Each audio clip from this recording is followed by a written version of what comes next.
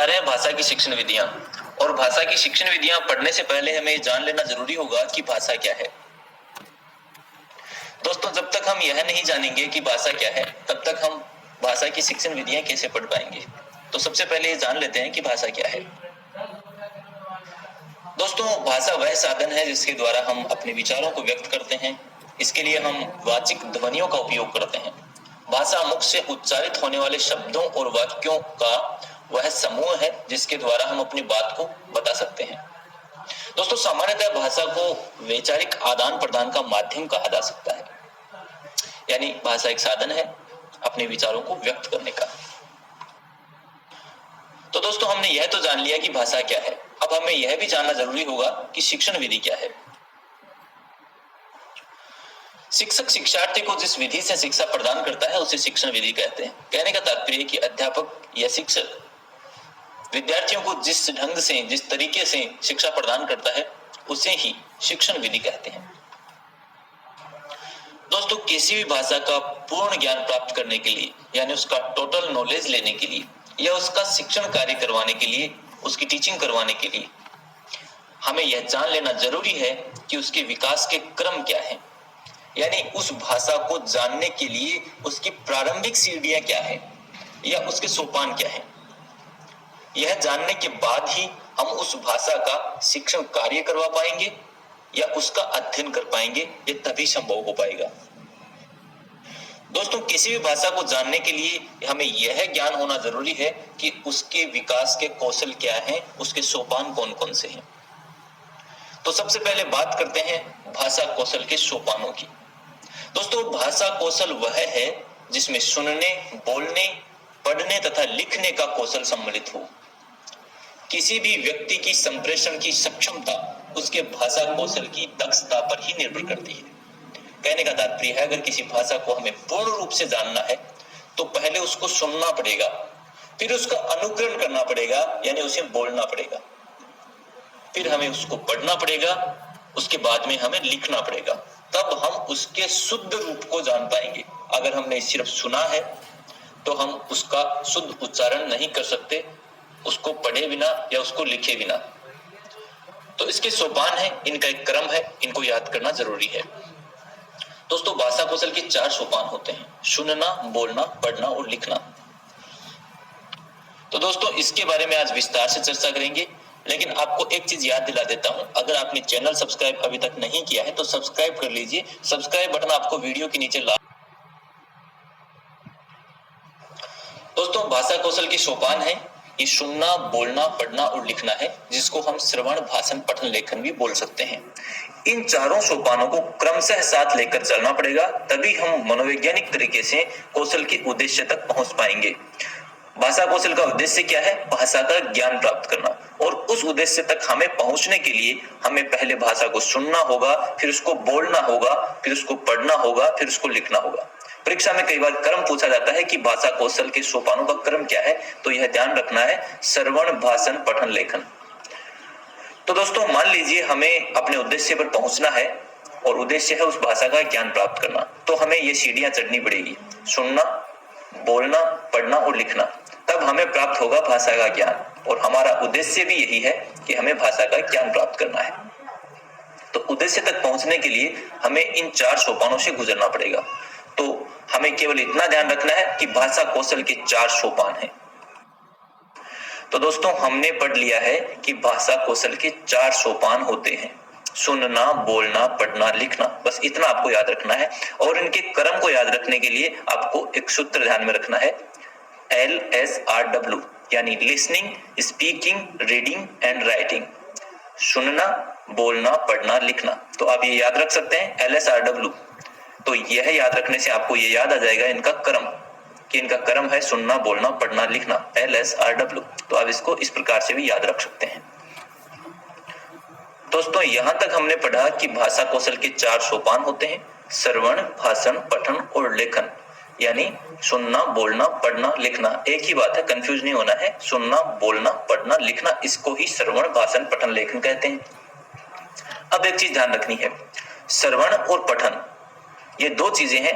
यह इनपुट का कार्य करती है, यानी ग्रहण का कार्य। ग्रहण का मतलब मतलब ये हुआ कि सुनकर के अर्थ को ग्रहण करते हैं और पढ़ करके अर्थ को ग्रहण करते हैं। ये दो चीजें काम आती है ग्रहण की। और दो चीज जो है बची हुई, भाषण कौशल और लेखन कौशल, ये दोनों ही अभिव्यक्त करने के काम आती है, यानी अपने विचारों को प्रकट करने के काम आती है।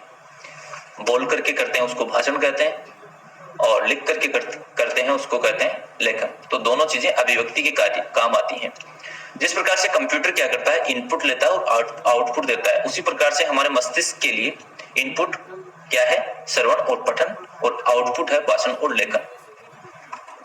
दोस्तों यहाँ पर एक बात और समझनी है, श्रवण और भाषण ये दोनों कौशल हैं, ये ध्वनि से जुड़े हुए हैं, यानी इनमें हमें ध्वनि का उपयोग करना होता है। सुनने में भी और बोलने में भी ध्वनि का उपयोग होता है, इसलिए इनको ध्वनि विज्ञान से जुड़ा हुआ माना गया है।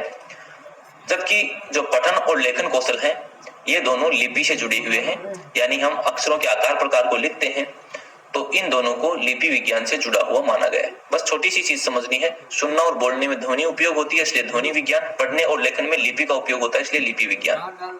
तो चलिए दोस्तों, अब नंबर 1 पर बात करते हैं श्रवण कौशल की। जो 4 कौशल हमने पढ़े, श्रवण, भाषण, पठन, लेखन, उसमें से हम श्रवण कौशल की बात करते हैं कि श्रवण कौशल किसे कहते हैं, इसका क्या उद्देश्य है। दोस्तों श्रवण कौशल का उद्देश्य है ग्रहण करना, जो मैंने अभी आपको बताया। भाषा का ग्रहण प्रायः श्रवण के माध्यम से ही होता है, लेकिन केवल सुनना मात्र श्रवण कौशल नहीं है, बल्कि ध्यान पूर्वक सुन करके वक्ता के आशय को समझना, यानी बोलने वाले के मतलब को समझना, वह श्रवण कौशल है। दोस्तों अब बात करते हैं श्रवण कौशल यानी सुनना जो कौशल है, उसमें आने वाली बाधाएं क्या हो सकती है और उसके विकास के तत्व क्या हो सकते हैं। तो सबसे पहले बात करते हैं कि सुनने में आने वाली बाधाएं क्या है। वक्ता द्वारा यानी बोलने वाले के द्वारा तीव्र बोला जाना या अस्पष्ट बोला जाना, यह बाधा हो सकती है। या तेज आवाज में बोल रहा है या धीमी आवाज में बोल रहा है, यह भी बाधा हो सकती है। या फिर श्रोता यानी सुनने वाले का ध्यान दूसरी जगह होना, या सुनने वाले का बहरापन होना, या वहां पर बहुत ज्यादा कोलाहल है, शोर है, तो यह भी बाधा हो सकती है। तो दोस्तों श्रवण कौशल में आने वाली बाधा है वक्ता के द्वारा तीव्र, अस्पष्ट, तेज आवाज में या धीमी आवाज में बोले जाना, श्रोता का ध्यान सुनने के बजाय कहीं और होना, या बहरापन या कोलाहल। अब बात करते हैं इसके विकास के तत्व कौन कौन से हैं। दोस्तों वक्ता के प्रति श्रद्धा यानी बोलने वाले के प्रति श्रद्धा रखना, विषय का रुचिकर होना, अगर विषय रुचिकर है तो हमारा ध्यान उसी में लगा रहेगा। वक्ता की संप्रेषण की शैली यानी बोलने वाले की संप्रेषण यानी वार्तालाप की शैली क्या है, और तकनीकी साधनों का उपयोग, अगर तकनीकी साधनों का उपयोग करके हम पढ़ेंगे तो हमारा रुचि है हमारी जो वो विषय में बनी रहेगी।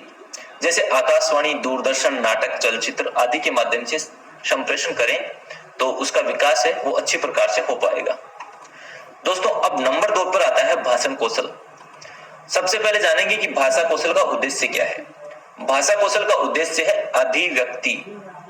अभिव्यक्ति का मतलब हुआ अपनी बातों को व्यक्त करना, और किस प्रकार से व्यक्त करना, बोल करके व्यक्त करना, तब वह भाषण कौशल होगा, यानी बोलना कौशल। अब देखिए ध्यान रखने की बात यह है, अपने आशय को प्रकट करने के लिए शब्दों का संगठित प्रयोग किया जाना ही भाषण कौशल है। शब्दों का उच्चारण करना मात्र भाषण कौशल नहीं है। शब्दों का उच्चारण करना मात्र भाषण कौशल नहीं है, बल्कि उनका शुद्ध उच्चारण करना ही भाषण कौशल है। भाषा कौशल के विकास के लिए वर्णों के उच्चारण स्थानों का ज्ञान आवश्यक है। दोस्तों अब बात करते हैं नंबर 3 पर आने वाले कौशल की, जिसको बोलते हैं पठन कौशल। और पठन कौशल का उद्देश्य है अर्थ को ग्रहण करना, और किस प्रकार से अर्थ को ग्रहण करना, पढ़ करके अर्थ को ग्रहण करना, यह पठन कौशल है। छात्र पढ़ करके ही अर्थ का अन्वेषण करते हैं।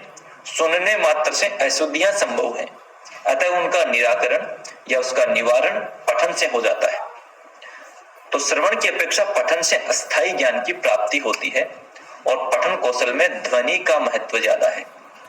पठन कौशल में ध्वनि का यानी शुद्ध उच्चारण का महत्व ज्यादा है। पठन कौशल के उद्देश्यों में आता है गति लय पूर्वक उच्चारण सामर्थ्य संपादन, यानी प्राथमिक स्तर के बालकों में उच्चारण की जो सामर्थ्य है उसका संपादन करना। समान गति से पठन का सामर्थ्य यानी जो पढ़ने की गति है उसको एक समान रखना। भावों के अनुकूल शब्दों में यति देकर, यति का मतलब होता है विराम, तो भावों के अनुकूल शब्दों में विराम आदि देकर के अभिनय पूर्वक पठन कराना, और यह उचित होता है माध्यमिक स्तर की कक्षाओं के लिए। अगला उद्देश्य है सृजनात्मक शक्ति का विकास तथा स्वशैली का विकास तथा आनंदानुभूति, यानी सृजनात्मक शक्ति का विकास हो, स्वशैली का वह अपने अनुसार शब्दों को बोल सके और आनंद का अनुभव कर सके, लेकिन यह उच्च स्तर की कक्षाओं हेतु उपयुक्त है। निष्कर्षतः है पठन कौशल का निष्कर्ष यही निकलता है कि उसको हम ग्रहण करते हैं। दोस्तों, पठन कौशल के दो प्रकार होते हैं। पहला है सस्वर, यानी बोल करके पढ़ें, और दूसरा है मौन रह करके पढ़ें। बोलकर पढ़ने के फिर तीन प्रकार हैं। आदर्श वाचन, आदर्श वाचन करता है अध्यापक। अनुकरण वाचन, अनुकरण वाचन करते हैं छात्र, यानी अध्यापक के पीछे पीछे बोलते हैं। और एक समवेत वाचन, यानी छात्र समूहों में उच्चारण करते हैं। दूसरा है मौन वाचन। मौन वाचन में एक तो सामान्य मौन पठन होता है, एक होता है गंभीर, और एक होता है द्रुत, यानी तेज गति से। तो ये पठन कौशल के दो प्रकार हैं। अब बात करते हैं लेखन कौशल की। दोस्तों, चारों कौशलों में अंतिम कौशल लेखन कौशल है। भाषा को लिपिबद्ध करना ही लेखन है, यानी भाषा को उसकी लिपि में लिख देना लेखन है। और भाषा के स्वरूप को स्थायित्व प्रदान किया जाता है, यानी हम बोलते हैं, सुनते हैं, पढ़ते हैं, लेकिन उसको स्थायित्व हम लिख करके प्रदान कर सकते हैं। और यहाँ पर वर्तनी का महत्व है, यानी शुद्ध लिखने का महत्व है। इसका उद्देश्य है अक्षर या शब्द वाक्य के स्वरूप का ज्ञान प्राप्त करना, भावों को लिपिबद्ध करके स्थायित्व प्रदान करना, और पढ़े हुए विषय को लिखित रूप में अभिव्यक्त करना। यह है लेखन कौशल के उद्देश्य। तो दोस्तों, इस वीडियो में हम जान चुके हैं भाषा कौशल के 4 सोपानों के बारे में। सुनना, बोलना, पढ़ना, लिखना, इनकी बेसिक जानकारी कि सुनना क्या है, बोलना क्या है, पढ़ना क्या है और लिखना क्या है, यानी श्रवण, भाषण, पठन, लेखन किसे कहते हैं। बाकी की चीजें पढ़ेंगे अगले वीडियो में, और हम आपको